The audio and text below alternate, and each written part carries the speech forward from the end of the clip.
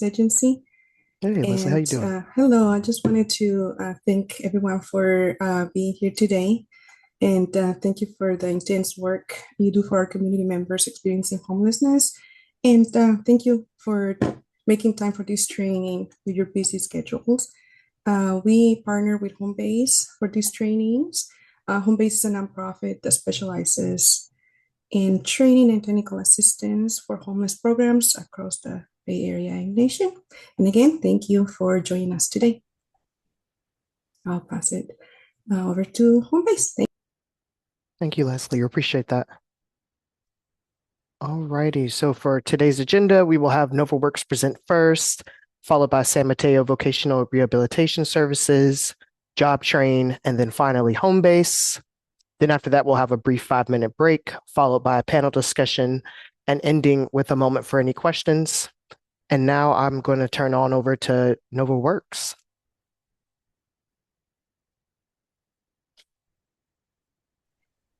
You know, you'd think after all this time I spend on Zoom, I'd remember to unmute myself.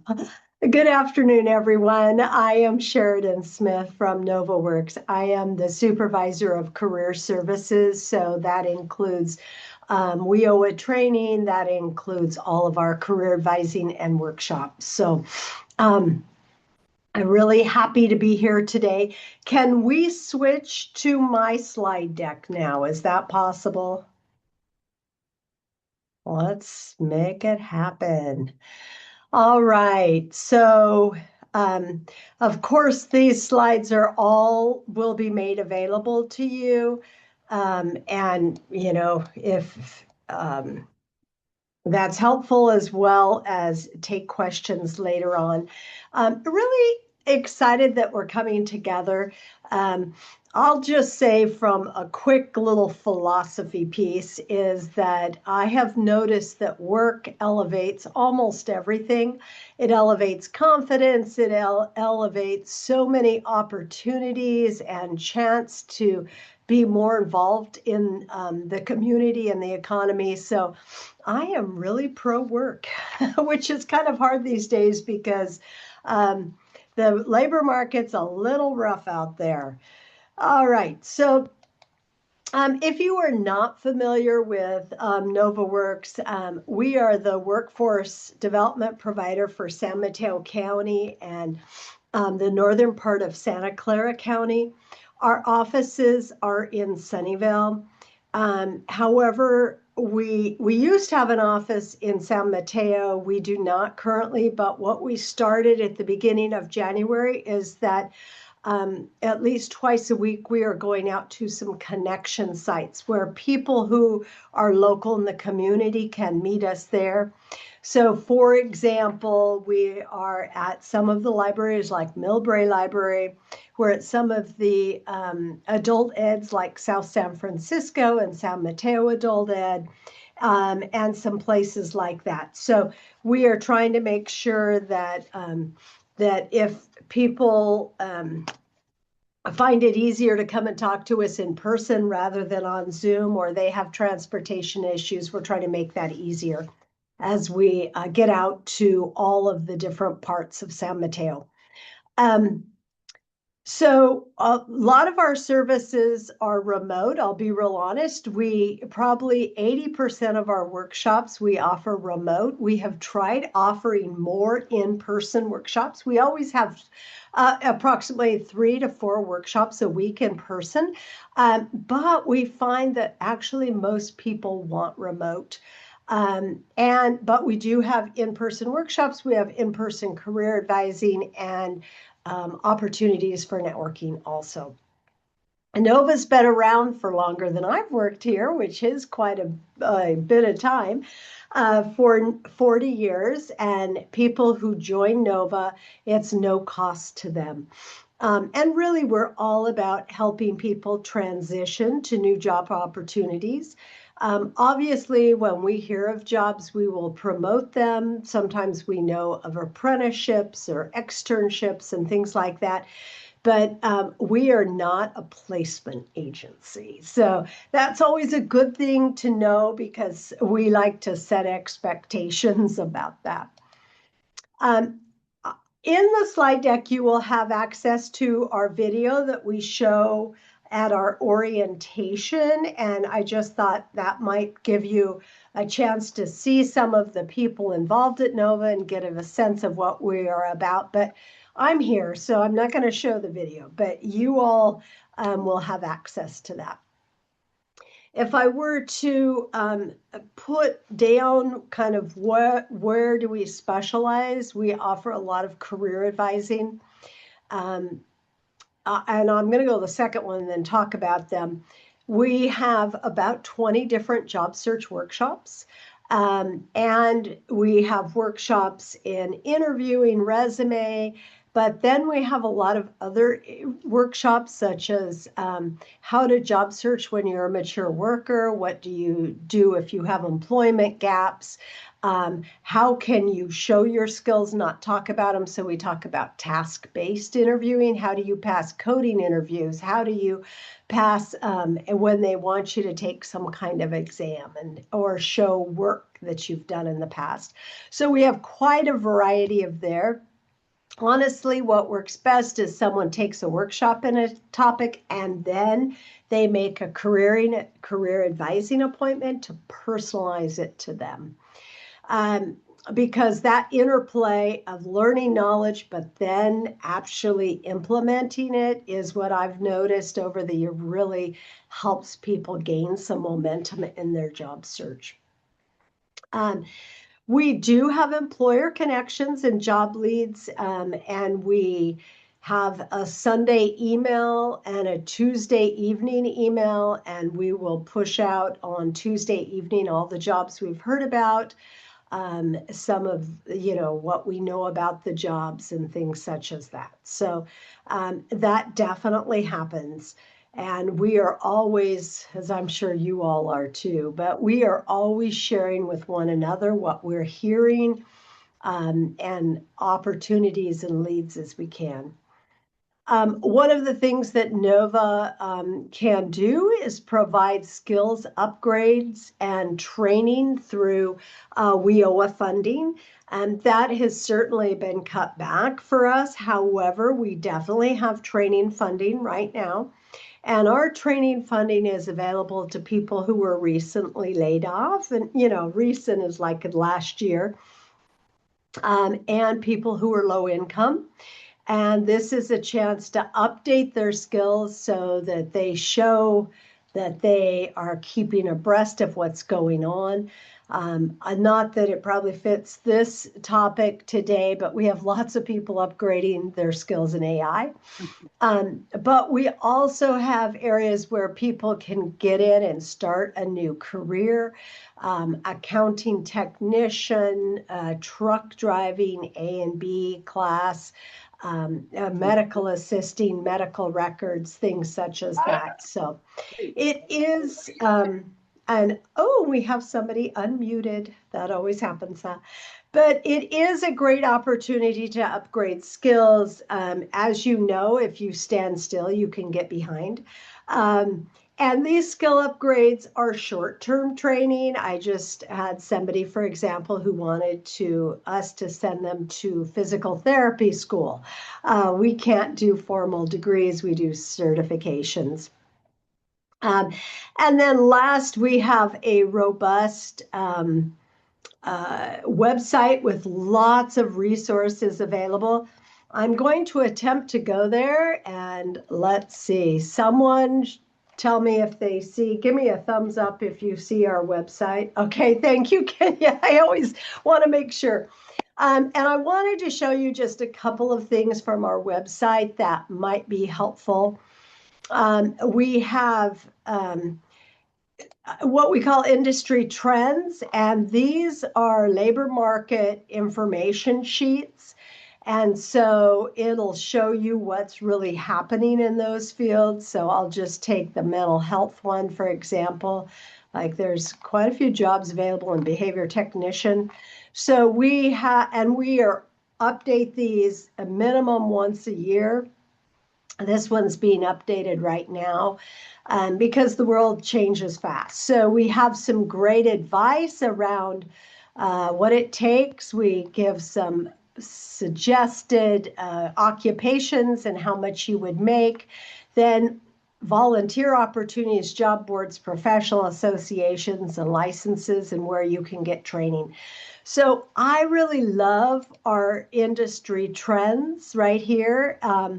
And we are going to be developing three new ones soon, but this is a great resource on our website. So I always like to tell people about that. I feel like it's one of those areas where people don't go as often as they should. I don't want someone to change careers unless they've done some research on it. Often we'll get people who are new to Nova and they'll say, hey, I want to change to career X. And I'm like, okay, great. Have you talked to people that work in that career? Have you looked at the amount of jobs that are in that career? And have you looked at the salary? Because a lot of times when you change career, your salary goes down. And then we often get people to come back, don't think I want to do that. But if they do, then we work with them on getting a plan. And the other thing on our website I wanted to show to you is it's called My Plan. This is all of our job search resources. And we have it broken down into 4 phases: focus and exploration, resume and marketing. That's really resume, LinkedIn, and applications, job search and networking, and interview and negotiation. And so in each phase, I'll just do one as an example here. You see we have all sorts of resources around interview techniques, how to do employer research, preparing for different interview formats such as panel interview versus the new one that's not totally new, but getting more common, is where the computer asks you questions and they video your response and there's not a person there. Some things about attitude negotiation, and I'll just show this one for a minute, that after you get a job, how do you keep the job? And I don't know about you all, but we definitely have customers who can get jobs but struggle to keep them. So we have a lot of resources here. In addition, if someone is a member of Nova and gets a job and tells us about it, they can have a year of follow-up services where we help them with negotiating. How's the onboarding going? What happens if they get into a conflict with a coworker? What if they're asked to do something they've never done before? So we do a lot of work in that first year so people can be successful. So check out My Plan because there's a lot of good resources on there. And a couple of things I just wanted to call out that I think are great. We have an employee of NovaWorks who is at the hiring center at SFO 2 full days a week. And SFO has a lot of entry-level positions. And we have a special link for applying, Workforce Link SF. And Jose is there on Monday and Thursday. He speaks fluent Spanish. And he has really, if people come and either meet with him or fill out interest on the link, he is great at working with them one-on-one. So if someone's really like, I need to get in, and as you probably know, within the airport ecosystem, there are many opportunities for moving around and moving up. So it's a great place to start. So I just wanted to call that one out specifically. We are doing a lot of work with the Semiconductor Foundation. And so as part of that, we are offering people special workshops. They have an opportunity to take a program. In fact, Job Train's here today. They run part of that program. And, really have a chance to get an apprenticeship in semiconductor. And right now we just had 3 new apprenticeships open up. And for this, they're not looking for people who've worked in semiconductor, been technicians. We're going to grow you from the ground up. So this is another great opportunity I wanted to call out. So let's talk about who's eligible for Nova. They need to live in San Mateo County or northern part of Santa Clara County. We kind of have 7 cities in the northern part. They have to have right to work documents. And the reason I wanted to emphasize this is sometimes when we are working with the unhoused, we find that there is a big struggle with this, which we totally get. It's easy to lose documents as you've moved around or whatever. But given the situation right now, we have to be very careful that no one can join until they can show right to work documents. So we're looking at driver's license or ID.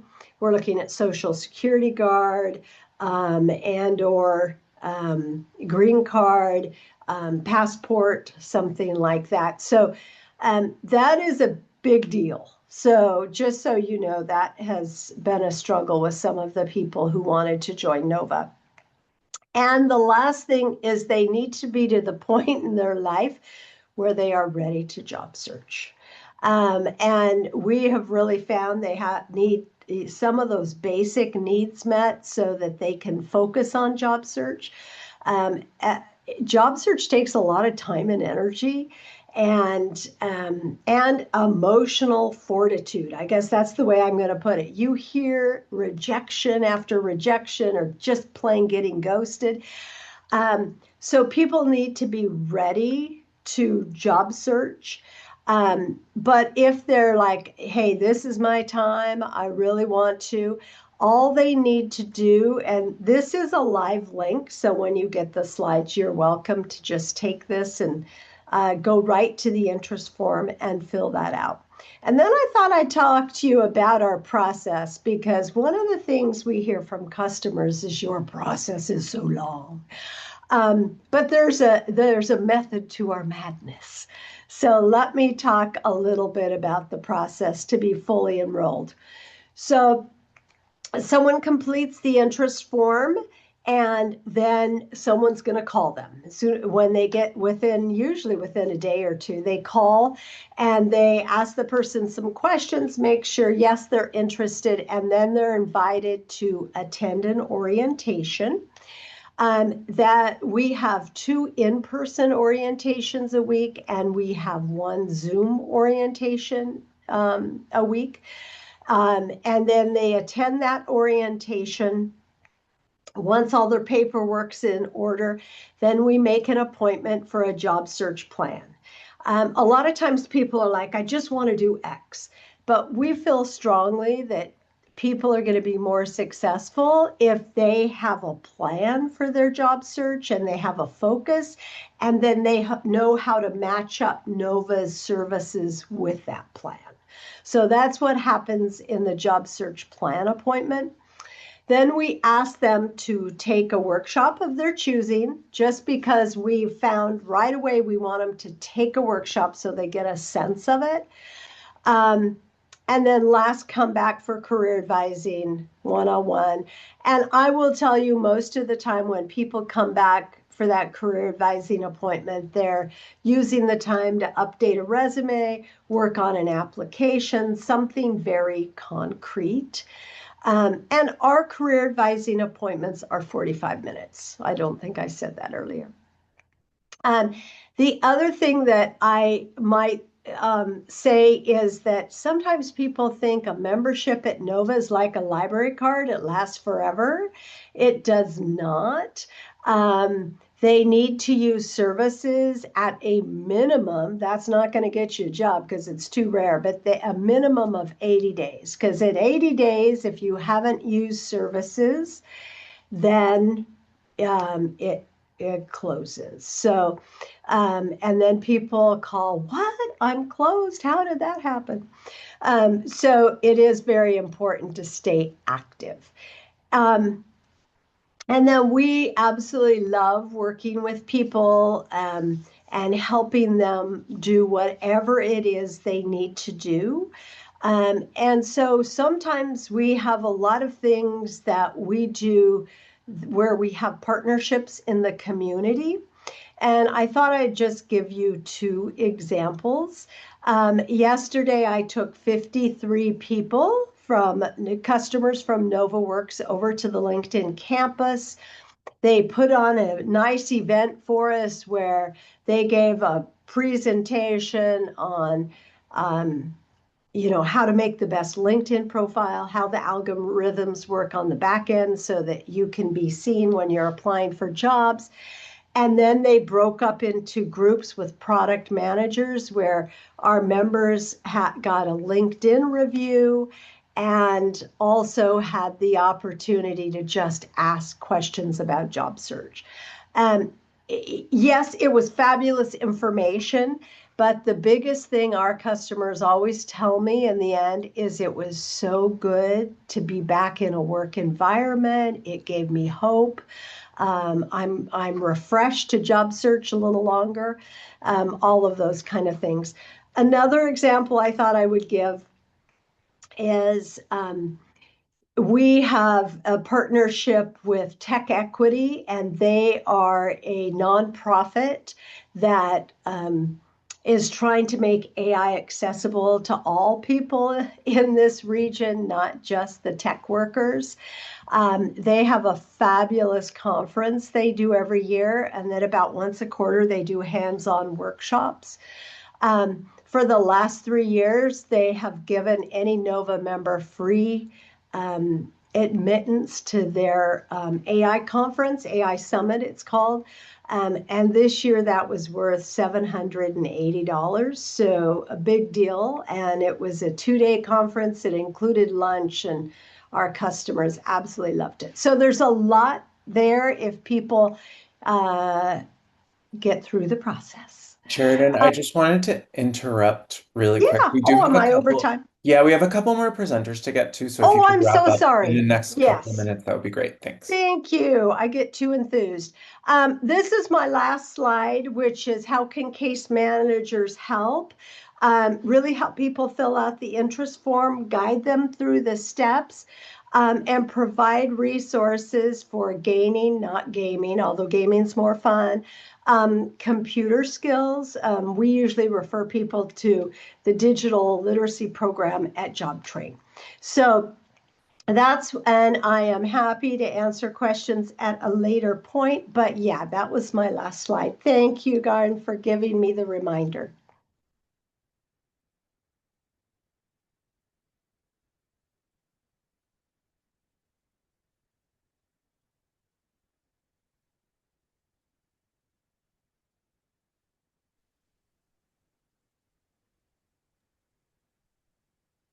I think our I wasn't next. sure if we should start going because I know VRS is up next. Should I just go through? Yeah, I think VRS is next. If you all want to jump in, are we sharing the slides or is VRS sharing the slides? We are sharing the slides, so I'll go Great. ahead and Cool. Go for it. all right now.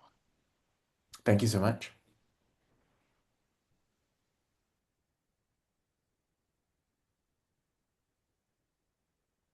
Okay, I am trying to find where these slides are.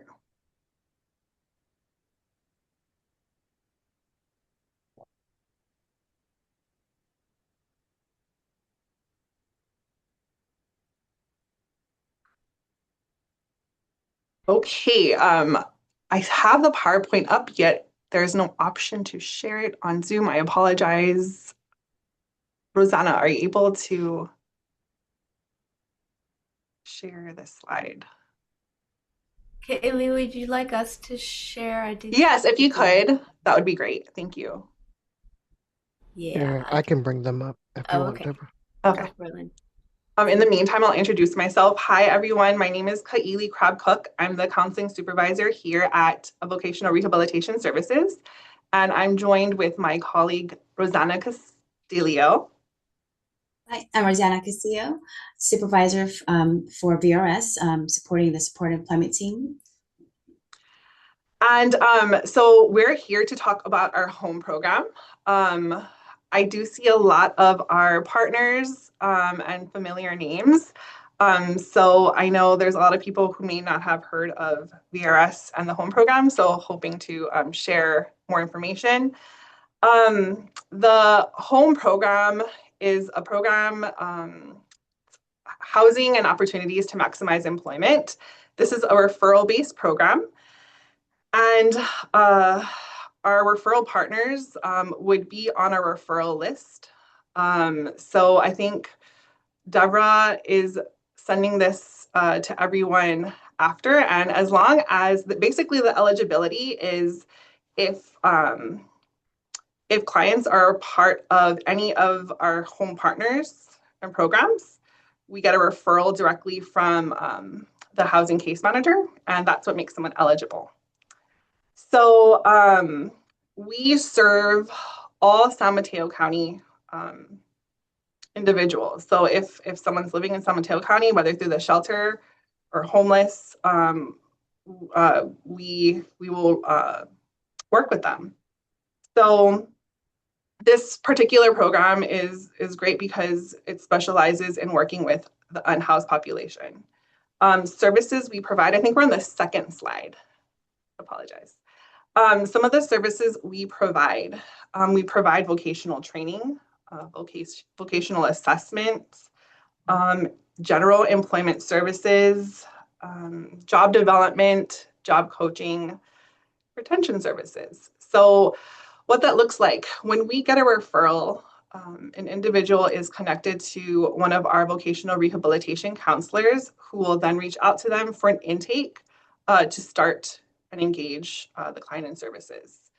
One of the things we have is our paid work training program, and we have all of our participants engage and participate in this to get a gauge on work readiness. In general, most clients want to do this anyways because it's a great transition to kind of getting your, start working and start getting to the habits of what it's like to work part-time or full-time again.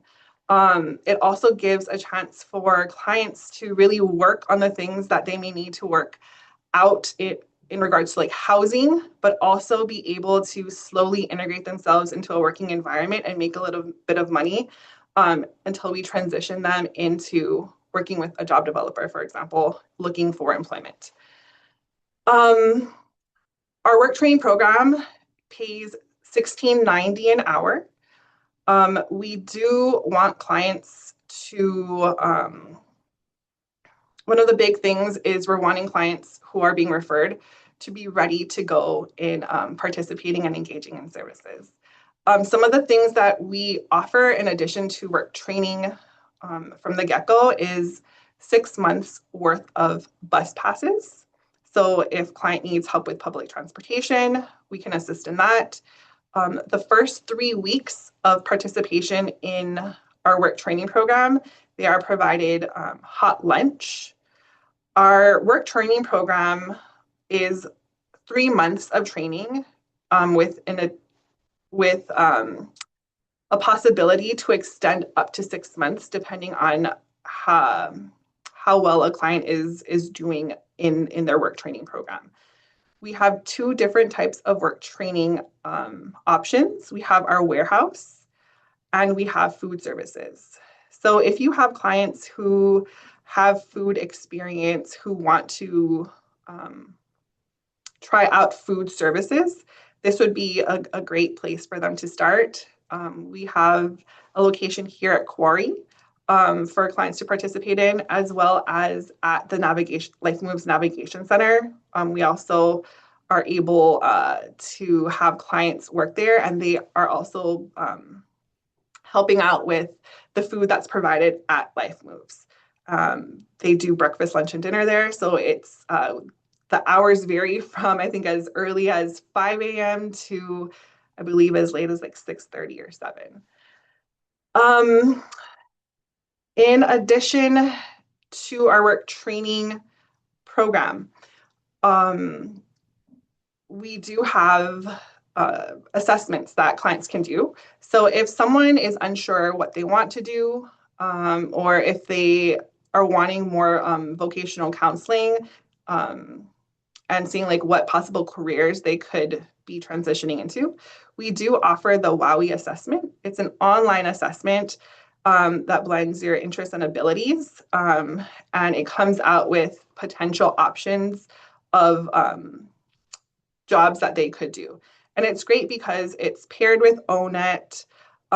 It's paired with labor market statistics that clients are able to click on to see what's out there. What does this occupation entail? How much does it pay? How many jobs are out there? What does that look like in the Bay Area compared to nationwide? So it's a great place for someone to start who may not know what they want to do next or transition into. They work with a vocational counselor. So the vocational counselor is their point person throughout this whole process.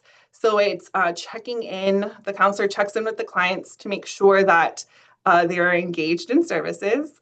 They're checking in to make sure that they're participating. We're getting reports of how clients are doing while they're in work training. We are also very much connected to their support system. So in the beginning, during intake, we do request this information as an ROI of who they're working with. So it could be a collaborative team effort when it needs to be. So whether it's a treatment team, whether it's the housing case manager, we're taking on this collaborative approach of how can we support clients in employment services, because there's so many barriers and things that may need support or be worked on before we can really assist in finding a job. So that is where the vocational counselor comes in. They're there with the client throughout the whole process. And when a client is deemed work ready, and this is based off of their work training reports from their supervisor, making sure that they're hitting kind of all the requirements of punctuality, attendance, do they get along with their peers? Are they taking direction from their supervisor? Once it's deemed that they are work ready, the vocational counselor would be able to refer them to supported employment, and that would be Rosanna's team, and she'll take it from here. Hi, yes. So once the clients are referred to supportive employment, they will be assigned a job development specialist. And the job development specialist will assist them in regards to resume development or updating the resume, practice interviews, helping assist with applications, getting connected with an employer as well.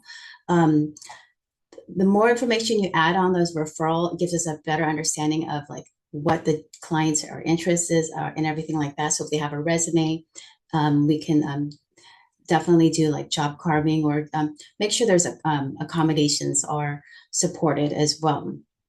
The job developers also the our team actually hosts quarterly recruitment events, and our next recruitment event is actually January 28th. And I could add the flyer in here once I find it again.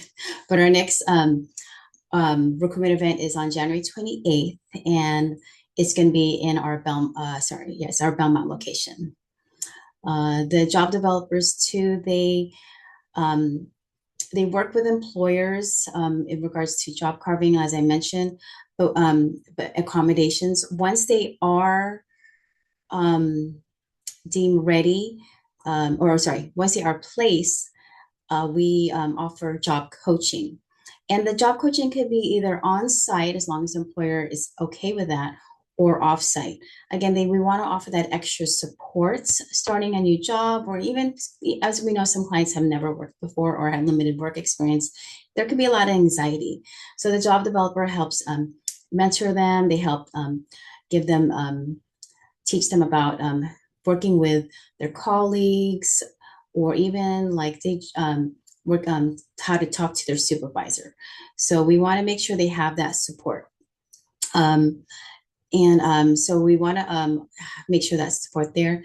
The job coaches also provide support in regards to clothes shopping. So maybe they need work or interview clothing.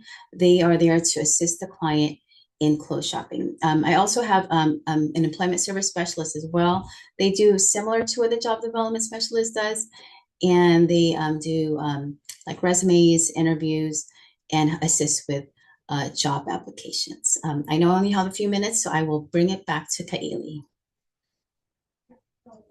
Oh, Kaylee, unmute. Apologies. Rosanna touched upon it. We do clothes shopping. We do have clients do have up to $300 to get clothes, interview clothes, work clothes in anticipation for potential interview or working. We also provide food handler certification as well as clothing for the kitchen if clients were to participate in food services. One thing I also forgot to mention is we do also provide a certification in forklift. So if someone is looking to get into forklift, a type of job, we provide that certification as well. Thank you. One of the big things I just want to touch upon really quick is the referral. So we really depend on our referral sources to send us clients who are ready to engage in services. So what this means is, one, obviously, clients are wanting to participate and they're not being forced to participate. Clients who are already connected to supportive services. So if clients are having AOD issues or mental health issues, mental health symptoms, that they are already connected to a support team, treatment team, before they are being referred to us. It's really important because typically when they are participating in our services, we really want to kind of just start focusing on next steps in terms of engaging in services and looking for employment. And when clients are not connected, we're helping to kind of do that legwork and the engagement. We find that engagement, it's hard for clients to engage at that point. So additionally, like Sheridan mentioned too, we do need clients to have their right to work documents, ID card, social security card, passport. And one thing that we do require clients to have is an active phone number. And that means also having a phone. So if your clients may not have a phone, we do ask to assist them in getting either an Obama phone or a temporary phone where they can receive phone calls. Obviously, one for our staff to contact them and start engagement in services, but also if they're looking for a job and an employer needs to contact them for an interview or anything like that, we want to make sure they have an active phone and it works. I know I only have a couple more minutes. I did want to share a video, Garen, if that's okay. It's 3 minutes. It goes through one of our participants' stories, kind of from beginning to end, and it shows. If that's like the last thing we do, It's the that's last thing probably we fine. have. Okay, cool. Okay.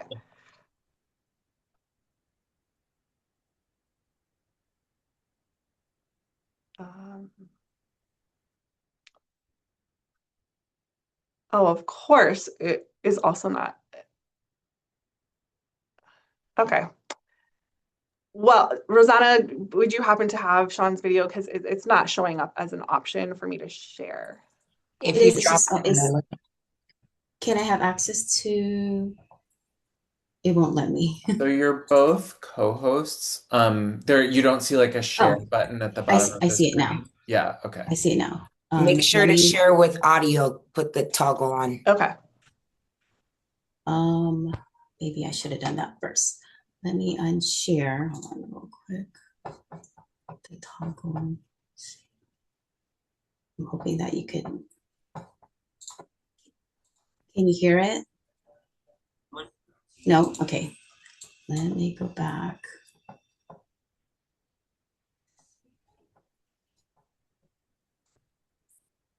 sure where.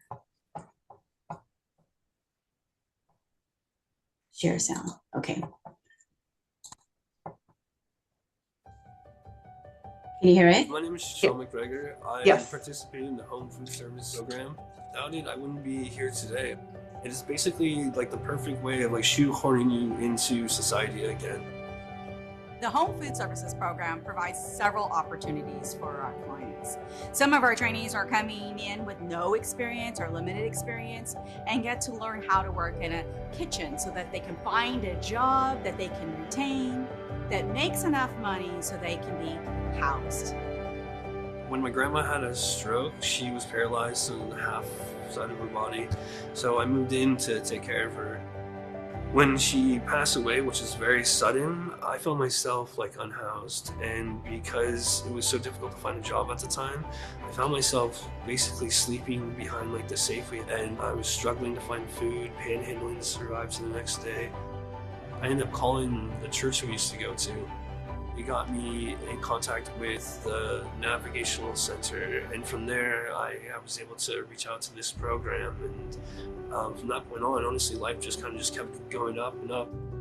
All the trainees that are here in the Home Food Services Program are referrals from our home program. With the Navigation Center kitchen being our satellite kitchen for training, the priority is to those who are in our shelter programs, and they're coming here serving not just the community, but their neighbors. I had the freedom of expressing myself through food. I saw the kitchen's big, nice commercial kitchen, and I thought to myself, ooh, I can really get creative if they let me. I like serving, being able to see the smiles on the faces of the people that enjoy your food, and it just brings me joy. They're the ones that like hold your hand and take you to the next step. And basically by doing that, they allowed me to kind of rejoin society in a way where they became like my family. The home food training program, they basically prepare every dish in a way where it's just as aesthetically pleasing to the eyes than it is to the palate. And it shows a good example too of like how actually complicated and intricate a dish can be, as long as it's held together by like a really good and loving person. We are the first step a lot of times to their career journey, but to the point where they are at a path that they are employed here in San Mateo County and receive permanent housing. They gave me the references and the know-how and really the confidence to take it to the next step. I have the 2 jobs I have today, and I have permanent housing. I have a really lovely place that I stay in Redwood City. Literally, I'm so deeply grateful for everything they've done. Without them, though, I don't know where I'd be today.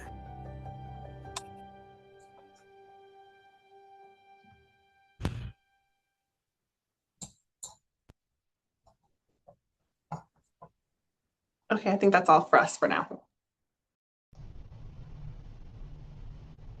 Thanks so much, Kaili and Rosanna.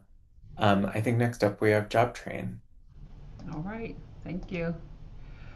I think the screen is sharing. Okay. Sorry that it's not in the perfect view, but I like to be able to see what's coming up next. So Happy New Year, everyone. I feel like today's the 15th and that's the last day I'll be able to say that to folks. So again, my name is Quanae Womack. I'm the Senior Director for the Career Training Programs at Job Train. I've been with the organization for 4 years. And in my role, I oversee the outreach team and recruitment, the instructional team, as well as our career development team, which includes an employer liaison as well as an alumni coach. So a little bit about Job Train that you folks may not already know is that we have 6 different regional career centers. They're now becoming a new term that I haven't been familiar with just yet, but we are up and down the peninsula. Most of our training classes are held in our Menlo Park headquarters here. We also have just purchased a new building that will be refurbished and available in the summer months. It will be our new career training center, and it's just located a few blocks from where our headquarters is now. If you're familiar with the old Meta Community Hub, we've acquired that building, so we'll be renovating that and moving a majority of our training courses into that location, hopefully around June or July. Just a little bit more about Job Train. As our mission is, obviously we're focused not just on being able to get people trained into jobs and jobs that pay a living wage and also prepare them for upward mobility, but with the expansion of our career centers, we're also looking at being able to help people with rapid employment, skills upgrade, and being able to add additional components like digital literacy and ESL classes. We also have a supportive services team that help individuals with things as far as referrals to daycare, helping them sign up for Medi-Cal, being able to really do this wraparound services. So, and those services are actually available to people whether or not they're a student or a referral to the training center. So our community members can walk in and get those same services as well. For the majority of today's presentation, I am going to focus on our training pathways, but I'll also talk about other services that JobTrain offers. We have 4 different pathways currently. Again, the majority of them are held in our Menlo Park office. We have a construction pre-apprenticeship program, building maintenance and HVAC. We also have a culinary program. Our most popular programs are healthcare medical assistant classes. We have 4 of those classes, so 2 evening classes and 2 daytime classes. And then we have a revamped technology class that focuses on IT support that is in partnership with Perscolas that we just launched. We're finishing out our first cohort currently here at Menlo Park. So I'll dive into the different training programs. Again, carpentry is located at Menlo Park. It is an in-person course, so we will provide students with different certifications. They'll also be outfitted with the safety gear. They get jumpsuits. People who are interested in tapping into unions are lucky to be able to connect with our instructor, who's actually a union president for 217. So we will teach our students about the capacity to understand how to get into the union, the different techniques, and also be able to walk away with these different types of certifications. The next class that's also actually becoming very popular is our building maintenance and HVAC course. So it's a combination of the two. We hope that we can get some additional funding. We'll be able to break out the building maintenance and have an exclusive building maintenance class, as well as a completely separate HVAC that focuses on green jobs. Again, it's in person. They do walk away with these certifications that are on the screens. The information, the class actually is held in the evening class. We found that a lot of students are already working in the field and are looking to get additional training. So we find that over the last few months, students have been more apt to come in take the classes at night. And it's a 5:30 to 9 course, Monday through Thursday. And again, they have several certifications that they graduate with from that class. Another class that we have at Menlo Park is our culinary class. Much like the other presenters, they do walk away with several certifications. They will learn food handling, safety. They'll have their safe serve. We actually have an on-site garden here, so there's a lot of farm to table culinary that's learned. The students will go out and understand how to learn to do different kniving skills. And a lot of our students have gone on to either work with Renaissance Center to either establish their own businesses or be able to build up their skill set to be able to move from maybe like a dishwasher to more frontline or sous chef sort of roles. The other class, again, as I mentioned, medical assistant. So again, very popular. Our students walk away with not only the in-classroom training, but they also have the opportunity to do their externship for about a month at a local either hospital or facility or local clinic. We have very great partnerships with Stanford, Kaiser, Sutter Health, some other smaller clinics. So students often not only get to participate with the externship to learn and be able to demonstrate their skills, but they often get hired by Stanford, Kaiser, Sutter Health in these roles. Again, there are 2 evening classes, one in South San Francisco, one in Menlo Park, and then 2 daytime classes, one here again in Menlo Park, and the other is through a partnership with Goodwill Silicon Valley. So we partner to have it in that location so we can connect to individuals in the South Bay. Certified Nursing Assistant Program, again, very popular. We saw a lot of people in the pandemic move out of the healthcare field, so we have found that students who really have a passion for doing bedside and caring for, maybe the elderly, really are excited to be able to do CNA. So it's state sanctioned, so it is approved by the state of California. Individuals who are interested in healthcare and may not, want to do more of the administrative will enroll in our certified nursing program, and it is here in Menlo Park. I will say 2 things.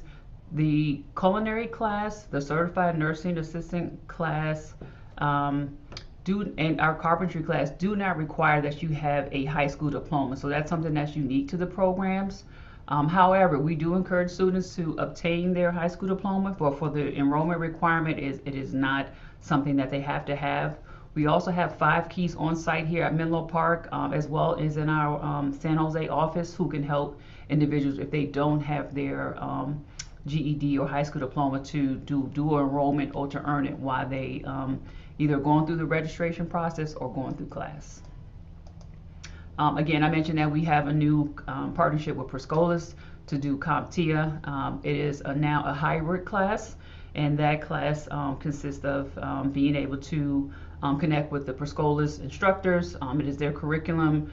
Job Train still provides career coaching and development and employee relationships, but being able to partner with Perscolas has really elevated the previous IT program that we offer here for Job Train.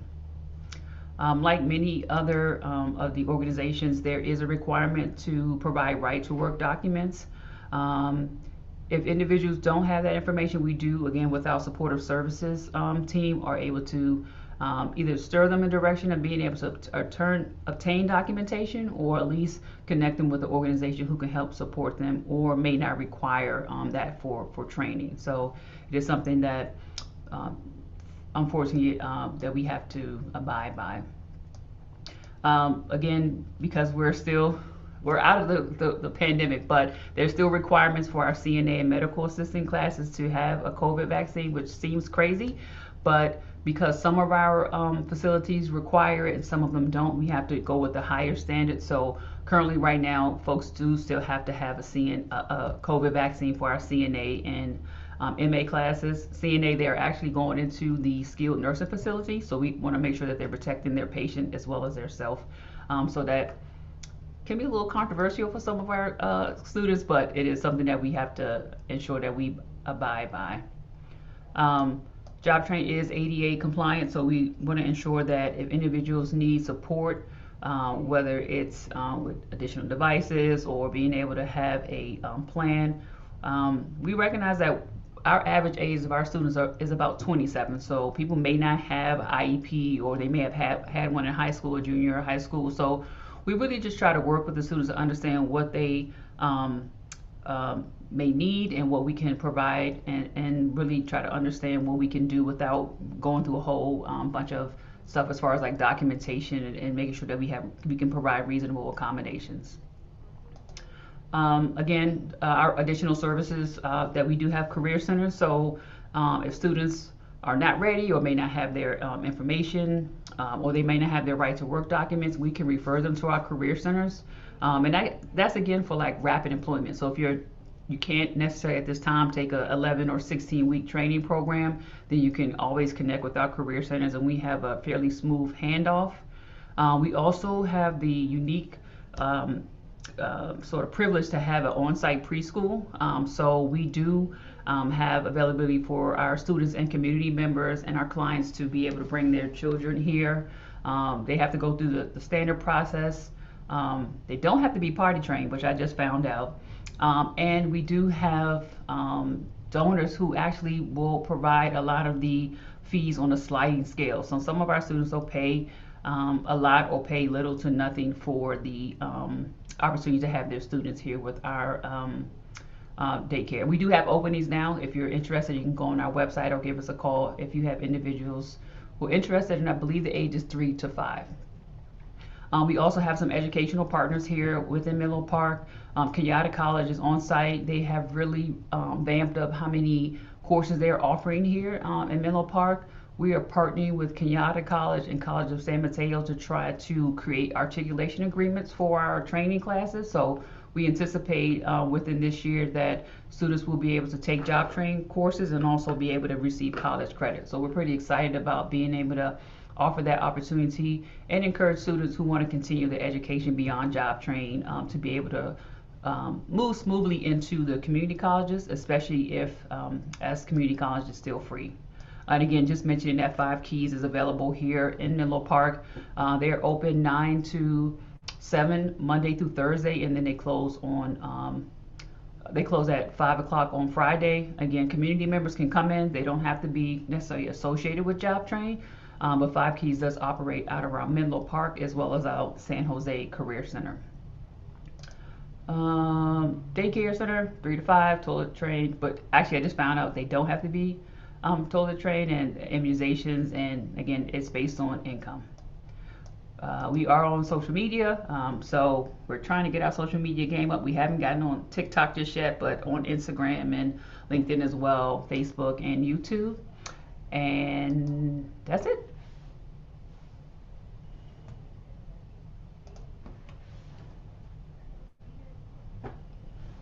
Awesome. That was amazing. Shout out to Job Train. I used to work there with Kwane for some time. I'm realizing that we are going to switch it up a little bit and we're going to take our 5-minute break. And then once we come back, I will grab the mic again and we'll go through our training and then we'll go through a panel and then we'll have some Q&A. So let's go ahead and set our timers for 5 minutes and we'll see you back soon. Thank you.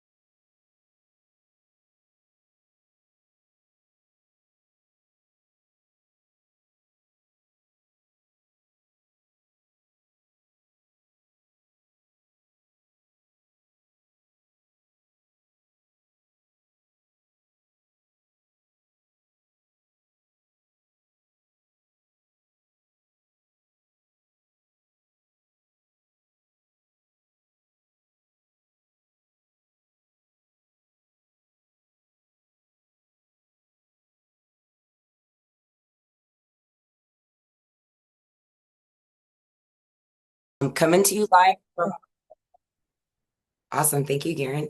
Kenya Rawls, directing analyst here at Home Base, coming to you live from the cold state of Ohio, and it is snowing. So if my camera is a little glitchy, bear with me. But prior to being in Ohio, I was a pedestrian and I worked at Job Train for some time as well as Life Moves. I seen Life Moves was in the building. Shout out to Life Moves. All that to say, let's hop into it. So from housing support to career pathways, strengthening work readiness across systems. So the key to economic mobility is economic stability and family stability, right? And the only way to do that is to make sure that they're hand in hand and matching. Because you can have a housing plan, but now you're not figuring out how the income matches the plan. So they're conflicting plans. So the idea is to make sure that it is cohesive. So today, topics of discussion, we'll talk about the roadmap to economic mobility. We'll talk about the HMIS work readiness assessment that while working at Job Train, I developed this, and it was in HMIS in Santa Clara, but it is not available here in San Mateo, but no worries, because you guys will get a copy of that and you can create that and customize it so that it matches your population and the resources and services within your area. We'll talk about access to employment, barrier removal, and then we'll talk about community partnerships. And to me, that is the most important piece of this, right? That's why I'm loving this convening right now, because often housing works in silo and workforce development works in silo. So the fact that we're here together is already walking in the right direction, right? So work readiness assessment.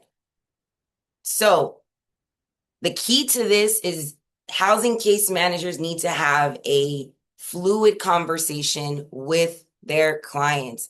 Coming from the WIOA world as well as rapid rehousing world, I understand the struggles as a housing case manager. So in terms of getting clients ready and prepared, as far as work readiness and being prepared to take over that rent burden, right? So the idea here is to assess barriers. I heard several of our workforce development partners talk about the various assessments. That is key. Identifying those barriers, getting clients connected to community resources like training, education, and employment services, right? And that should happen during intake. That is the beginning start. You cannot create an economic mobility plan or a housing stability plan without an assessment, right? After that, I like to call it the ABC model. Get a job, get a better job, and the better job leads to a career, right? And then creating accountability all the way through. That's key. Like when I was working for Life Moves and I was doing rapid rehousing, the key was, okay, how many low-income applications can we get you on, right? Because we understand that individuals are not prepared to necessarily take over that Bay Area rent burden. So what does that look like and how does that match up with their earning potential, essentially, right? So getting a job is key. Leveraging that job while you have maybe a job at a Goodwill or a Dollar Tree, how can we improve on your skill sets? How can we get a skills upgrade? I know Job Train has a lot of different things and all of you guys have various skills upgrades, ESL, whatever the case may be, so that individuals feel confident in their job search. Nova kind of talked about that. Like, how do we build up our confidence piece? And that's with short-term certifications, right? Going to online class. Maybe you're need to spruce up on your math so that you can get this promotion or whatever the case may be, right? So leveraging a job to get a better job, right? And then that essentially leads to a career. So that is the goal there. That career is going to lead to economic mobility, the true economic mobility, right? So here is the work readiness assessment. Because we were working hand in hand with individuals that were in the homeless prevention system or the rapid rehousing system, it was important for us to understand their living situation because that directly affects how they're going to move through any training program or what the barrier removal process looks like. Is this person already connected to housing? Are they not connected to housing? Is it transitional? Are they in a detox center? What does it look like, right? Are they living in a foster home or a transitional group home? What does it look like? How can we support? And then from there, gathering employment information. Are you currently working? Would you be interested in any type of vocational training or increasing your income? Because oftentimes individuals get a little complacent sometimes when they've been recently housed. I know when I was a rapid rehousing case manager, I'd tell my clients, all right, I'm gonna be back next week. You got 1 week to relax, get settled, get everything handled, but I'm gonna be back next week and we are going to talk about how to take you to the next level, right? And so having an open conversation and building rapport in that regard is extremely detrimental to their success, right? So do you have any income? Does your current income cover your bills and housing expenses without assistance, right? Because sometimes, oh yeah, I have a rapid rehousing voucher. It's 2 years. I don't got to worry about it right now. Well, no, not that's not the case at all. Sometimes it takes months to get a job, let alone a better job, let alone establish a career that can then, mitigate the rent burden of the Bay Area. Are you connected to food stamps or any other type of SNAP benefits, right? What other resources do you need? Making sure that they are prepared to work. Because if people are showing up hungry to work, they're probably going to be a little feisty, and that retention piece is not going to be what they're expecting, right? The first 90 days is crucial. So next we talked about just the various employment barriers in terms of getting them work ready. Do you have an ID? Do you need an ID? Do you have right to work documentation? And then we segued into the education and training piece. What's your highest level of education? Do you have any professional vocational license or certification? If yes, what does that look like, right? Because now we're thinking about, okay, what is the resume process looking like? What are we working with in terms of earning potential? So these are the questions that are key that'll make or break their success, essentially.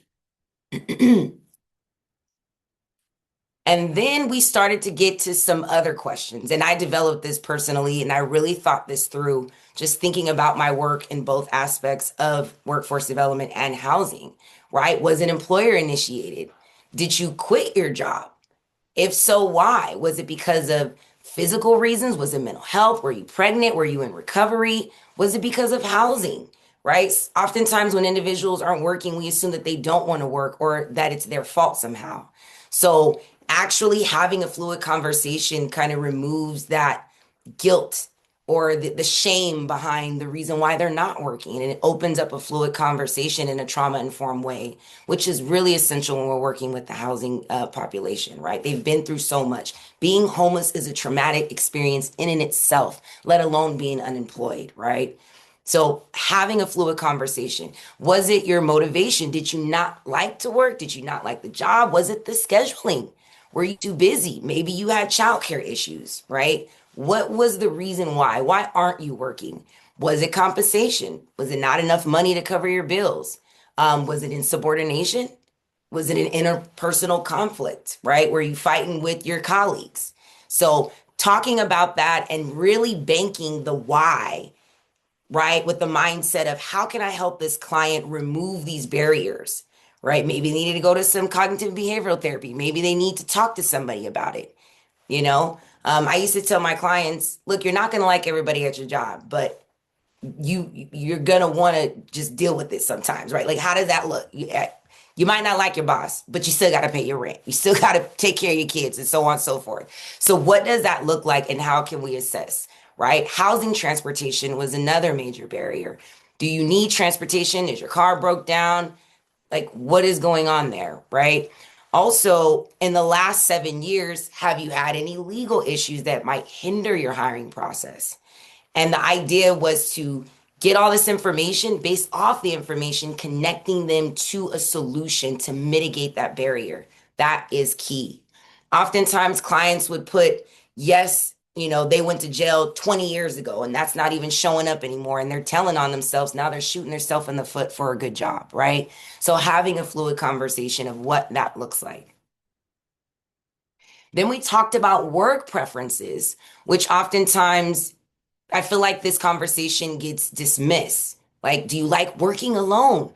Do you like working with people? Do you like working with things? Do you like working indoors, outdoors? Because if you can align your work style in a natural way, the retention is going to go through the roof, right? If you love what you do every day, you're going to show up. Like right now, I just feel like I'm talking to a bunch of friends with the same goals in mind. It doesn't even feel like I'm working right now, right? Because I love what I do. But I had to learn that about myself, you know? In terms of for your first option, what would that be? For your second option, what does that look like? Because we need a plan A and a plan B, right? Choices are empowering. And when we're working with individuals that are housing displaced, living in their cars, they feel like they don't have a choice. So when you're reestablishing choice, you're instilling what they need to take the next step. Once again, keeping that trauma-informed lens in mind, right? What type of career pathways interest you? Maybe you always wanted to be a construction worker, but you just didn't know how to get there. Maybe you had a passion working with animals or fishing or retail or housekeeping. What are your natural skills and abilities, and how can we align that to your goals and to your aspirations so that you feel like you're not working and that you're just doing what you do and you love it every day, right? Also, we touched on self-efficacy. How likely are you to finish it, right? How do you suss through stressors? When facing difficult tasks, am I certain that I'll be able to accomplish them? You would be surprised how many people say, no, I have all these goals and I feel like I can't do it. You know what I mean? And that's a real feeling, especially when you're talking about the intake process and they're fresh out of their situation or still in their situation, right? How can we make sure that we support you as housing staff, and then we make sure that that transition to the workforce development team is as smooth as possible by asking these difficult questions? Because 9 times out of 10, you as a housing referring partner, you already have that rapport built. You've already been talking to your client, you know, they trust you. And if you're giving them to the workforce development side, you'll already be able to say, hey, this is what they like, this is what they don't like, here are the barriers, this is what they're connected to. Do you have a resource in this area? I got a resource over here. And it becomes a collaborative effort to make sure that the client gets from, you know, 0 to 100 as fast as possible, and as realistic as possible. I will be able to successfully overcome many challenges. Strongly agree, strongly disagree, right? Can you talk about one challenge you face when you're at work? How did you overcome that challenge? Now we're talking about emotional intelligence here, right? How can we make sure that individuals are prepared for the workforce when it's rough, when they get an assignment last minute or somebody says the wrong thing? You can't just, I used to tell my clients, you can't cuss everybody out all the time. You can't do it, right? Just keeping it real with them and having a realistic conversation is key, and it will make or break their success, right? And in general, I think that I can obtain outcomes that are important to me. As it relates to employment, training, or educations, what outcomes are important to you in the next 90 days?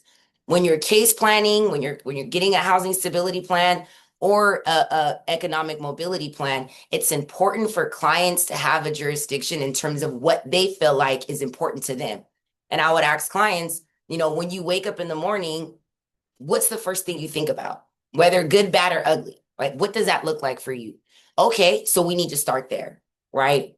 And based off of all of this, what do you see yourself doing first? Because 9 times out of 10, when they get that first win, they're just going to take off because now they have this, their self-esteem is built out. They feel like they can conquer their world, right? The first step is always the hardest. It is. Sometimes just getting out of bed for clients is a lot. Depression is real, right? And in this climate, it's even worse right now, right? So just keeping that in mind and having a trauma-informed lens, making sure that individuals are ready. Okay, so removing barriers to work. Now I'm going to ask you guys a question, put it in the chat. What do you think the top 5 employment barriers are? When doing this work readiness assessment, we were able to get a lot of data behind the why. And you guys can just drop it in the chat. Or not, depending on if you guys are multi. Childcare, yes. Yep.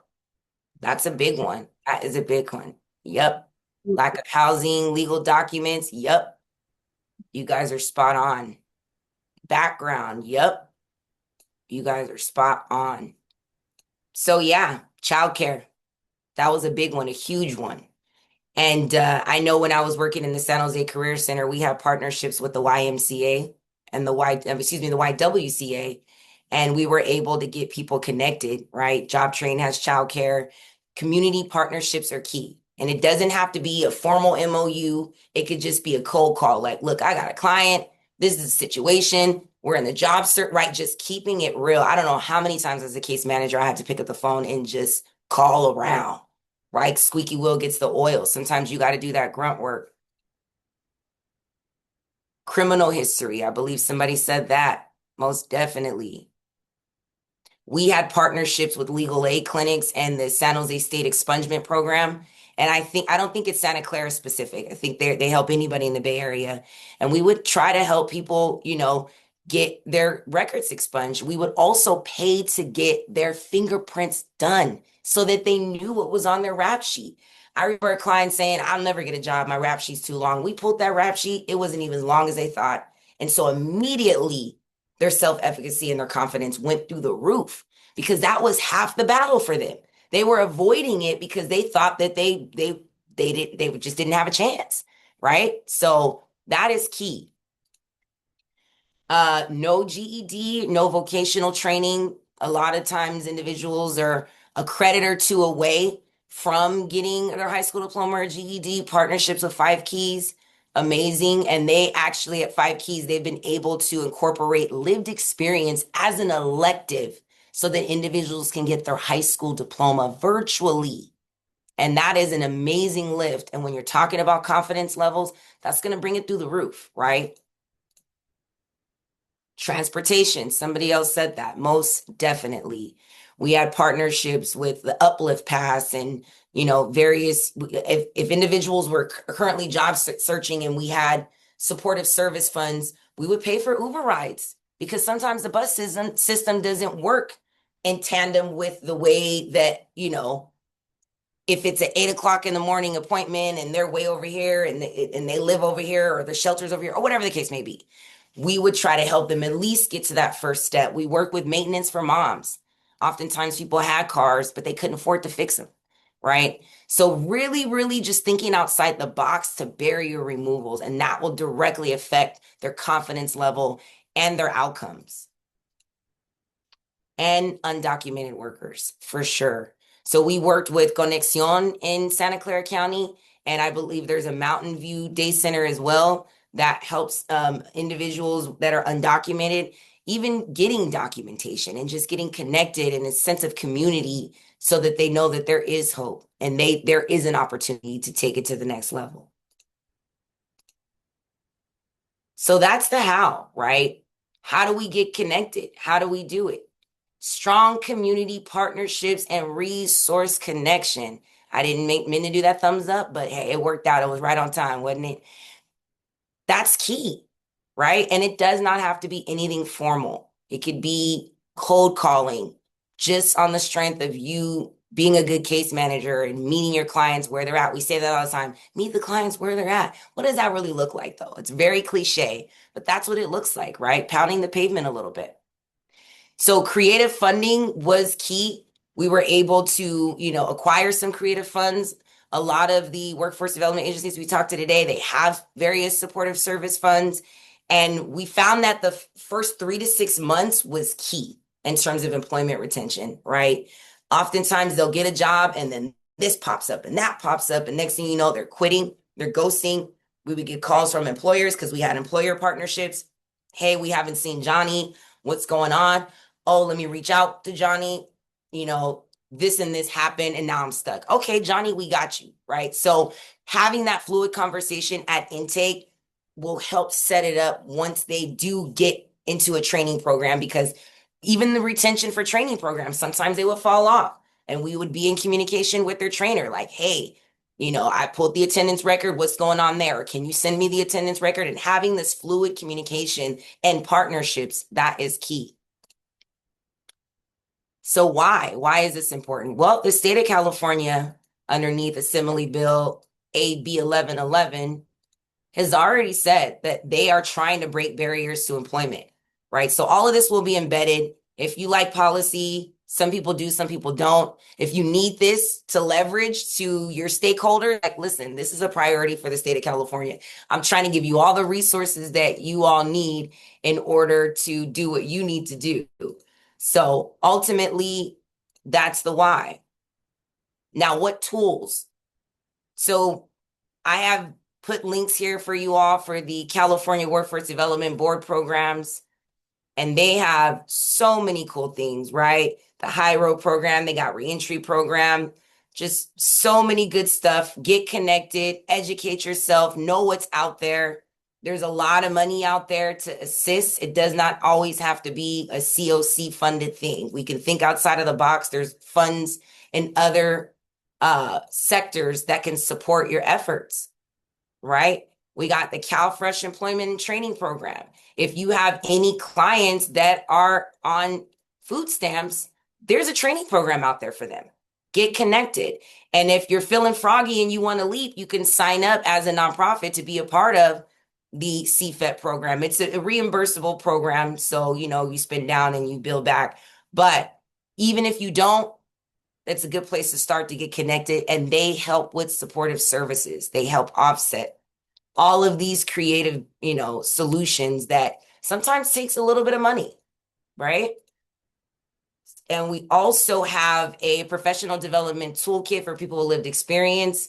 That's a job train resource that Garen, Deborah, and I created. And this thing is jam-packed. There's 30 pages of awesomeness, links, assessments. It's really juicy. So dive into that. Give this resource to your client, right? Let them scroll around, have creative conversations, right? Transferable skill sets, how to build a resume, self-talk, right? Like all of the stuff online assessment tools. So click around, that'll be in there as well. And then lastly, which I didn't put on here, but I will before we send it out. This is the Day Worker Center in Mountain View for our undocumented populations. because there's help out there. It's not always easy, but getting connected to a day center could lead to right to work documentation. And with all the things happening right now with ICE, individuals need to feel safe, right? And this is a safe place to start. Okay, so as I'm wrapping up, community partnerships, building the funnel of success, right, y'all? That is key. A collaboration of community partnerships will develop new pathways to living wage careers and help more people achieve long-term housing stability, ultimately reducing homelessness at large, right? And so what does that look like? It could be county stakeholders, it could be housing agencies, rapid rehousing, homeless prevention case managers. If your client is on a fixed income and they're receiving SSDI, you can get with the Department of Rehabilitation and they can help navigate that space. They have special services for them in particular. Of course, we got to workforce development partners and vocational partners, community resource agencies, right? Building these partnerships, local employers. We had an amazing partnership with Goodwill in Santa Clara County, and they have a day center. And oftentimes we use them for the get a job, right? And sometimes clients would show up one day and not show up the next, but they knew they could always come back because sometimes they're not ready for a full-time job, right? They might not even be ready for a part-time job while they're mitigating these barriers. So creating local partnerships, cold calling your local Dollar Tree, like, listen, I have this program. We got 4 job-ready individuals. Can I set up a meeting with you and your manager, right? Get creative. Think outside the box. You don't need a manager to advocate for your client, right? And that's free. So get creative. Case conferencing meetings with workforce development partners and even the county if need be, right? What does that look like? If you have 5 clients that you send to Nova, having a meeting, like, okay, every other Friday, let's just touch base and see where we're at in terms of getting my clients connected, or if they're enrolled, how are they? Are they showing up? Are they consistent? What can I do to help? And working together, that is key. Direct service trainings like the ones you guys are attending right now, keeping yourself updated on what's new and exciting within the community so that you're well informed and so that you can inform your clients and give them choices. Remember, trauma-informed lens, choices are empowering. That is key. I used to have clients say, you know what, Miss Kenya, I don't even believe in myself, but you believe in me so much and I believe in you, I'm gonna go ahead and do it, right? That's all it takes. That's all it takes. Resource sharing. I know oftentimes clients would tell me about resources I didn't even know, and I'm writing it down like, where's that at? You got a point of contact, right? So just really being connected and resource sharing, because funding changes, people change, and things shift. So be informed. And then, of course, that work readiness assessment. All of that is going to lead to client access, which will then lead to rapid employment opportunities, right? Rapid job training or education opportunities, which leads to COIN, which leads to housing stability. It's hand in hand, right?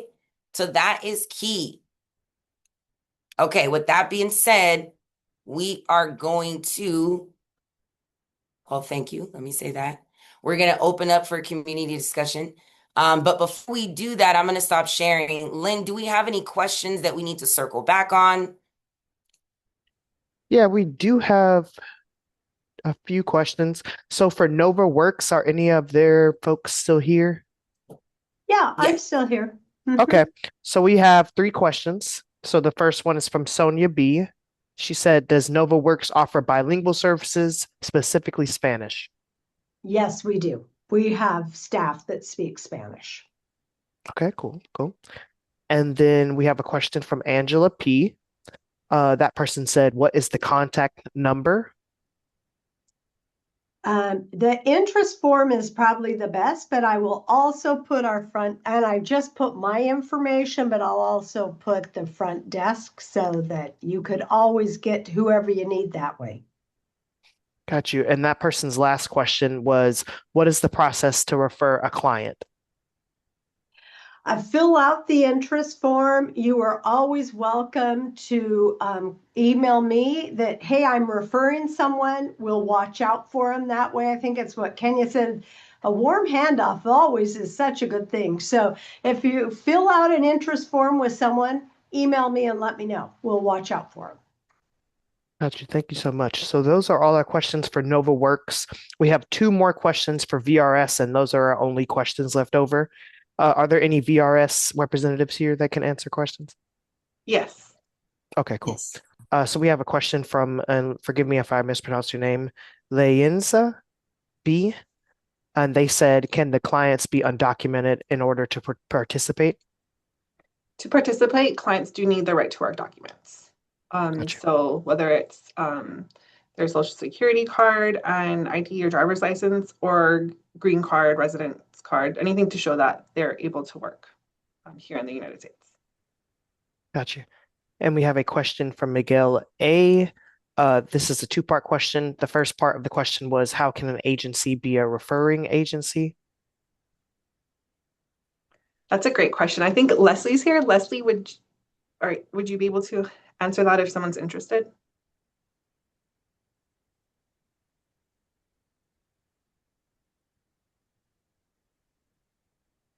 Yes, thank you. Thank you for the question.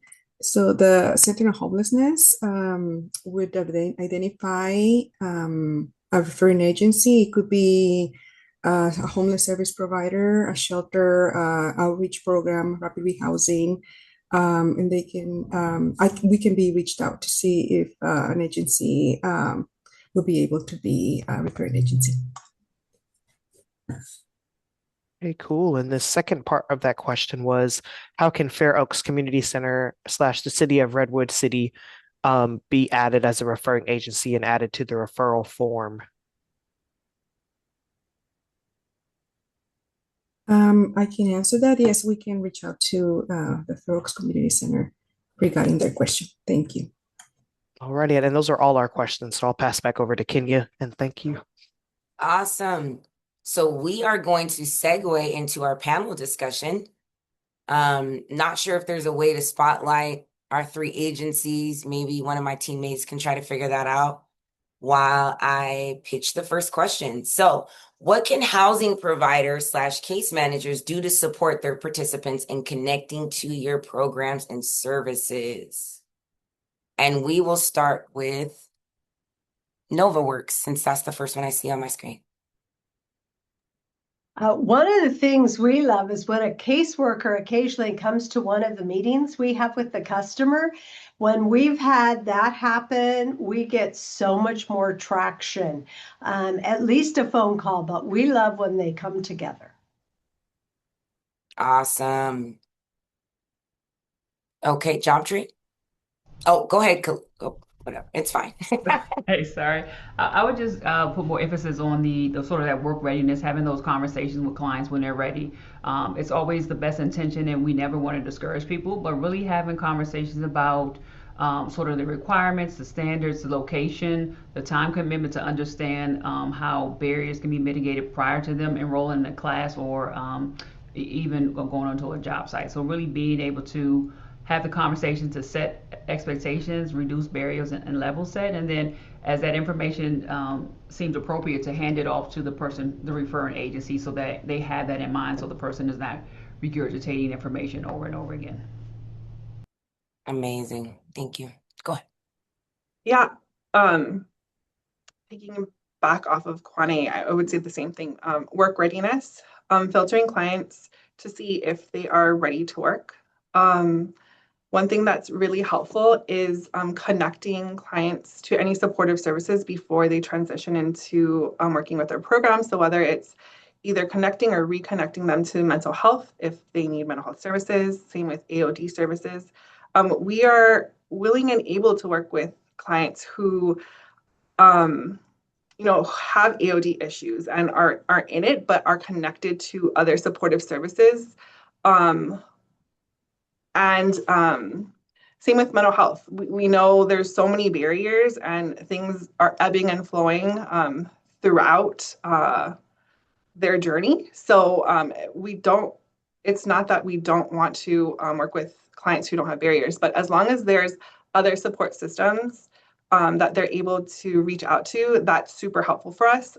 Like I said before, we very much take a collaborative approach, and we like it, as long as we know that they're is a treatment or supportive team with them, we want to reach out to them and work with them on working with the client. So Awesome. That makes perfect sense. We're going to keep the same order with this next question. Once connected, how can case managers support participants with engaging and completing and or obtaining and retaining employment? Obtaining and retaining employment. Is there anything they should not do? Dun, dun, dun. Okay, that was interesting. You started with that question. Ultimately, people have to do this on their own, right? They can get so much amazing support. We provide a lot of support. So it is always navigating the tension between providing assistance, but letting people kind of walk alone and get started and feel responsible for it. But definitely that doesn't happen overnight. So it's more of you start with a lot of support and then over time you wean them to less and less. But ultimately they need to be in charge of their life. That makes perfect sense. Sorry, can you repeat? I had a little technical glitchy Oh, glitch. sure. No worries. Once connected, how can case managers support participants with engaging, completing training, and or obtaining and retaining employment? And is there anything they should not do? Oh, wow. I know it's super loaded. I think having those case consultations is important. So I think you have the conversation with the client and whether it's a career coach or specialist or instructor, depending on who that person at the organization is and what that case manager. So the message is being heard, and then you guys are creating a plan together. And then if there's support that can happen on the case management side versus the organization, I think those touch points are critical. I think we have to be mindful of how much we do for the client and the student, because I think that handicaps them sometimes to assume that their employer is going to do the same thing when they get on the work site. So I think being able to level set that these are supports that are here, but they may not be on the work site is important expectations to be able to convey to the student or to the client. Yes, completely agree. Okay, last but not least. Okay, so to piggyback as well, engagement, it is hard to engage some of our clients because they have so many multiple barriers, but building that strong relationship up front, gaining their trust, and just following through. A lot of times, you just have to just keep continuing to try to contact them. It takes a village, and that's why we're a team. So connecting back to the referral source, like, hey, couldn't get a hold of so and so. Have you heard from this person? We have our team here too. The job developers connect with the counselors and same with the coaches. So it's all that collaboration and checking in, and just letting them know that we're here to support. Things may happen. They may have a relapse. They may have issues with housing or whatever. It's like, what is going on? What's going on? How can we help you? What resources can we provide you with? Again, it's just one of that things, just reminding them we're here. We're not here to judge. We're just here to support. Amazing. Yes, I'm hearing a theme here. Can I add one more thing? Please, yes. Yeah, I love that. One of the things that we try to do is we try to really build some trust, but we tell them you have to be honest. We can't solve problems if you're not honest, because sometimes we find out, oh, they haven't been to school in 3 weeks. And so we say, look, if there's a problem, we'll help you solve it, but you got to tell us about the problem early. It's so much easier. So we're really working with that relationship and honesty. Yes, I used to tell my clients a closed mouth does not get fed, and you should never lie to your lawyer, your doctor, and your case manager, because we're all here to help, right? At just keeping it real, right? Okay, next question. That was great, guys. What are your expectations of the participant and of the referring staff? And you kind of touched on it, but if you guys wanted to add anything, let's just keep the same order. We got a good cadence going. Go ahead, Nova. The one thing I would say, and hey, we have people at all income levels that really struggle with this, which is keeping yourself organized. Job search is an organizational skill. And the ability, and we can help with that, but people get lost, fall through, so it's really being organized. Let us help you get a process. And there's not just one process. It's going to depend on the individual. We're going to customize a process for organization, commitment, and follow-up. So good. Awesome. I'll say something that I'm running into right now is answer the phone.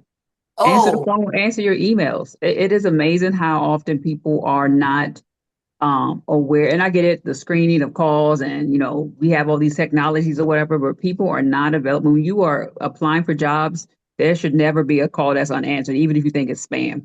So I just think those things are just some basic principles. And I also think no matter what, I was at a conference, no matter how long you've been in your career or how long you've been out of the workforce, being able to refresh yourself with some sort of like digital literacy, whether it's learning Teams or Zoom or, whatever the system, Salesforce, is being able to take a few moments to try to refresh your experience in some way, even if it's just like how to use email or whatever. I think that we live in such a world that's dependent on technology. If we are not trying to refresh ourselves, no matter the level of experience we have, we're doing ourselves a disservice. So good. Same, I would say communication and engagement. Some of our clients have struggled with being able to apply for jobs, but if there's an appointment made and they're able to show up, we're going to be there to support them. If they're unable to come, calling to reschedule an appointment.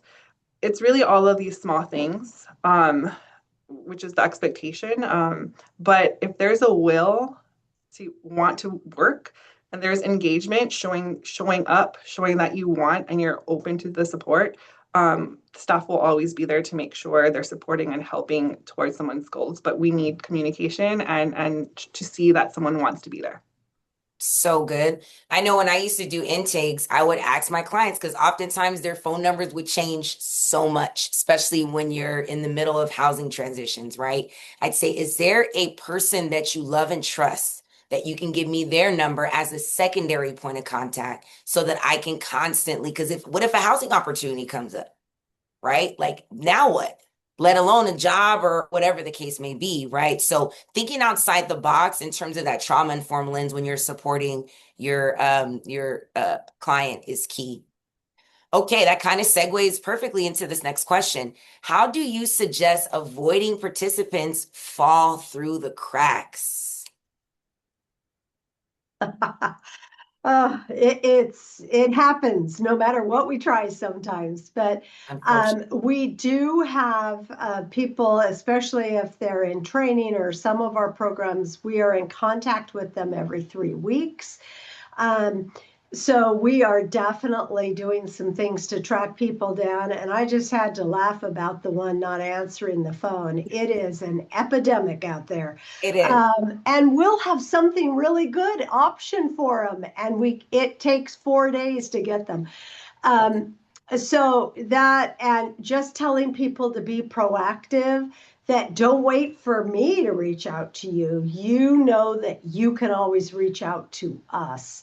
And then it's not just one point of contact at Nova. Yes, maybe you're working with this one person, but we also try to say we've got a lot of other people. So if you can't get this person, there's options, there's backup. Nice. I love that. Because sometimes they get frustrated. Like I keep calling and I can't get a hold of this person. Turns out they're on vacation. Now the momentum's gone and now they're ghosting everything. Right. So that is such a good point. Okay. I would say one thing that we noticed is that we weren't doing a great job as an organization of telling the students all the resources that we had available. Like we're naming all these different things and the students are hearing about it in the information session and it is like whatever. But on the first day of class, what we have done is gone into the class and reminding them about all the different services, who does what, give them a document. It's on their Canvas application. It's in their folders. It's in a welcome kit that we do. So we created this student belonging initiative that has created this momentum for completion. and our completions has gone through the roof. It's not a perfect system, but we are constantly going in on day one to say, let me remind you about who can help you, how we can connect with you. They have a connection to our supportive services lead. So really just, when we're talking about all this stuff, like right now, some of us I'm previously writing things down, but there'll be times that I have to go back and refer to the slides, but making a mechanism to say, let me remind you about how I can help you. And that could be done at the onset of the intake, as NovaWorks has mentioned, the 3-week check-in, but just reminding them about the resources, because things change and they may not have needed it in the beginning, but they may need it now.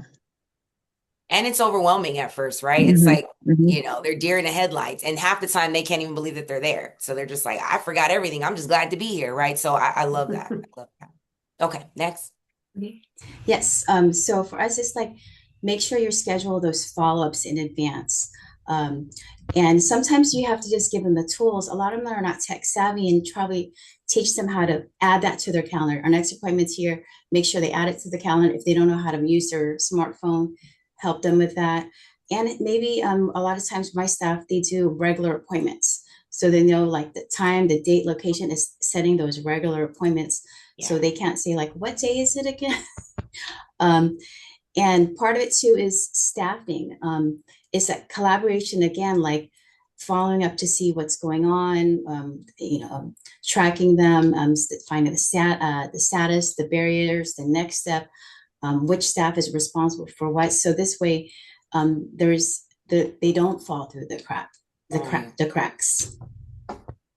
Amazing. Such good advice, everyone. Okay. Can I interrupt just for a second? Just because we only have a few minutes left. Sure. I wonder if we might open it up to the audience for questions now. But also, if there aren't questions, we can keep the conversation going because it is a great conversation. But if there are questions from the audience, I wanted to make sure people had a chance to Great voice idea, those Gary. before we had to hop off. Awesome. Not all at once now.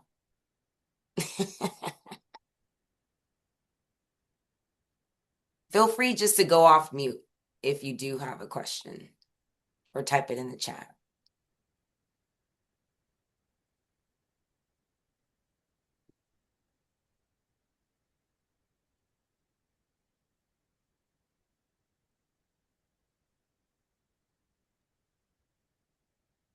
Maybe that's a sign, and we can just keep going with our questions. Yeah, thanks so much, everybody. Yeah. I've learned to embrace awkward silence in trainings, right? It's a good thing. It's healthy. Okay, so what does support look like for people with complex needs, such as people that are having legal issues and system involved, substance abuse, mental health? What does support look like from your agency?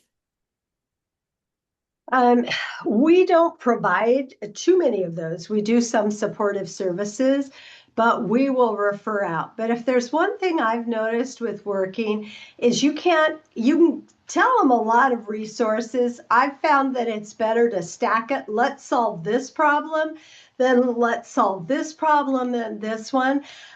When initially I remember I just like, okay, let's go do all this. And people just get overwhelmed, like you said, the deer in the headlights. So we have really gone more to a stacking. Let's start with the first barrier and move from there. Awesome.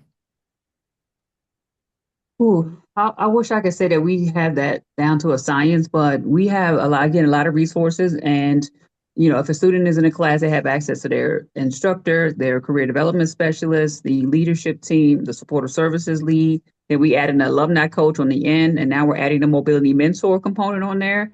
And it's there, but I think, again, the person that builds that relationship with that student is going to be one that helps them navigate. So even if I'm not the person who could solve for your financial, education courses or whatever, being able to be connected. And I think that's something when we're designing programs and there's so many resources, like who's on first and who's on second. So I think that's just sort of the challenge of workforce development when you're all really trying to work hard to work with that student. But I think listening, and like you said, if you see that they're in the phase of they're like, okay, we're overwhelming them, like let's step back, and also being able to say, I'll work with you and then I'll check up on you. Even if I'm going to send you down the hall, I'm going to check back up on you to make sure that you got what you need. So maybe it's that touch point, even if you're not solving for that student or client's problem. Awesome. Definitely. Yeah, very similarly, I think for staff, is just being empathetic when a client tells us there are things going on. We already know typically they're going to be hooked up with maybe their probation officer or their mental health clinician or their housing support team. They have people helping them with other things. But in relation to what we do in employment services is knowing that, when mental health symptoms come up, when maybe you relapse, you're communicating this to us. We get it. Focus on that. We'll check in with you. When you're ready, we're going to start services again. We're going to be ready for you to engage again. And not having them feel forced like, oh, I can't say anything because I'm not going to be able to receive services, or they won't understand. But a big thing is communication and knowing that a lot of these things are ebbs and flows. There's so many things in clients' personal lives that really need to be taken care of first before they can completely focus on employment. And knowing that's just a part of how it is. So making sure that they know that we are supportive of them and their journey and their end goal. And we're going to do what we need to do to help them focus on that. Awesome. Trauma informed. That's the key, right? For sure. Empathy. Okay. Last question, and we're almost at the top of the hour. What does the employment environment look like right now? / what labor market trends are you seeing that may affect participants either positively or negatively? What's I'm out going there? to interrupt one last time just to say I'm going to launch the satisfaction survey for this training while you all are answering, but feel free to keep talking while that's going on. Awesome. Thank you, Gary. I'm going to say this is super fast because I want to hear from others. It is a rough labor market out there. People are struggling. There are still a lot of layoffs. We have seen hiring bump up since about the November time frame, but it is hard. And one of the things that's happening is a lot of tech workers have been out of work for a while. So they're bumping down and taking what they call survival jobs, which are those entry-level jobs that people with barriers typically take. And so that creates a crunch for them. I would say our golden goose has always been healthcare at JobTrain, but we saw during the new administration and the impacts to universities and DEI money and funding and all nonprofits, we saw a slow of hiring even our MAs, which again are tons of jobs out there. As I mentioned, we have 4 classes and even CNA. So I think there was a blip for a while where the hiring slowed, but now we are starting to see it ramp back up. But certainly low wage jobs like culinary, construction jobs, because there's not a lot of construction on the peninsula. We can continuously see a drag in that, or students having to move out of the area. Definitely see a lot of work on green jobs coming along. But again, it's so competitive, not only if you have vocational training, but also someone looking at an organization that's looking at work skills. So I think healthcare is definitely strong. We're definitely struggling with IT, which is even a gamble for us to have this new training program, but we're still ambitious in that. But I would say it's rocky, but not to the point where we're in a doomsday. But clients and students will have to be flexible, and they'll have to stack those credentials consistently. I would say you can't rely on just doing a CNA.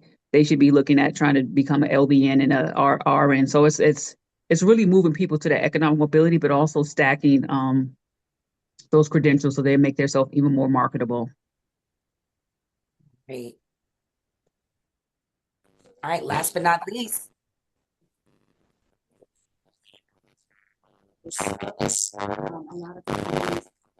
Oh, we're having a hard time hearing you with the audio.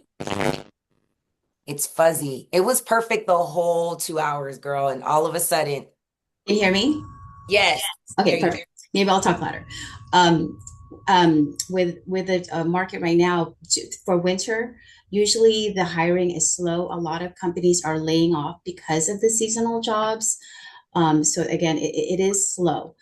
And in San Mateo County, we noticed that like when the pandemic hit, the retail went down because now you have like Amazon, you have all this online shopping. So retail's down.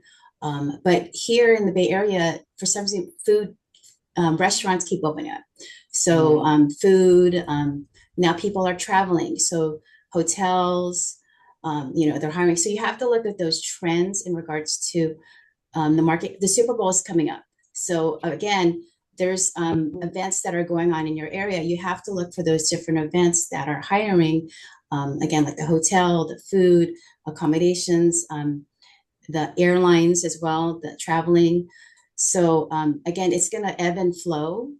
It's just knowing what's happening in your area as well.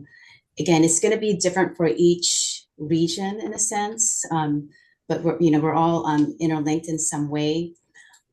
Even though there's like AI in regards to, I know when you go to the coffee shop or a restaurant, they have that machine. They have a lot of machines.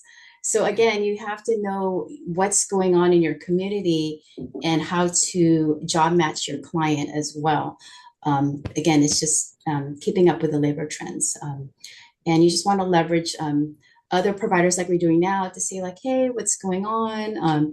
Do you have any other resources or any job opportunities for our clients? It's just that connection, trying to get that connection. Awesome. Thank you so much, Rosanna. Giving a moment for San Mateo County. I think I seen Kalia on the line. Does anybody want to say anything before I hand it over to Garen? Can I say one more thing? Oh, sure. Sorry. My team also noticed too, like sometimes employers have a job, but they're not even hiring or they forget to take it off their, so our clients are frustrated as well because sometimes they're hiring at these positions, but they're, I forgot what they're called, like ghost employment. They're not really hiring. They just either forgot to take it off, but so it does get frustrating with our clients.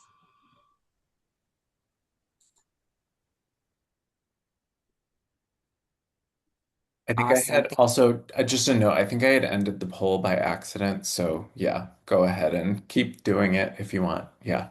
I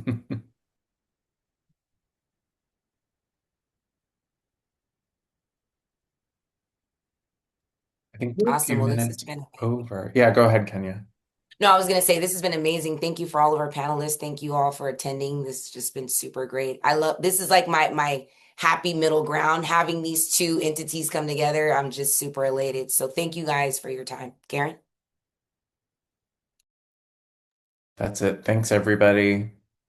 And thanks so much to our partners. Thank you. Thank you. Yeah. Looking forward to partnering. Yes. I'll stay on for a bit in case anybody has any outstanding questions or anything.